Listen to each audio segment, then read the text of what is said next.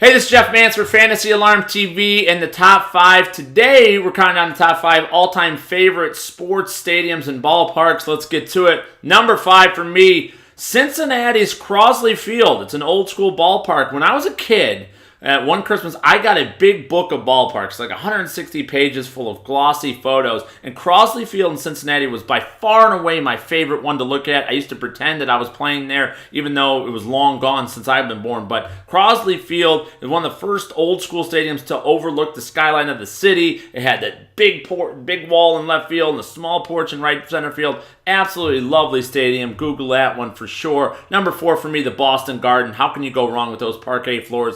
Used to be great watching the Celtics in the old times. Now every college and pro basketball team have the multicolored and faceted hardwood floors, but the Boston Garden was one of the first. Number 3, Lucas Oil Stadium, my favorite of all the new stadiums.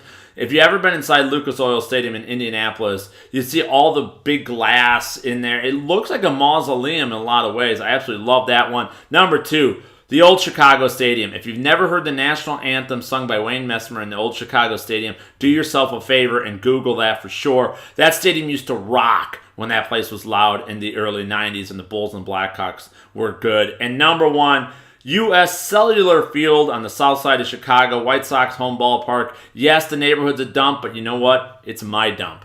That's my home ballpark, and that's my number 1 favorite stadium of all time. For Fantasy Alarm TV, this has been Jeff Mans with your top 5.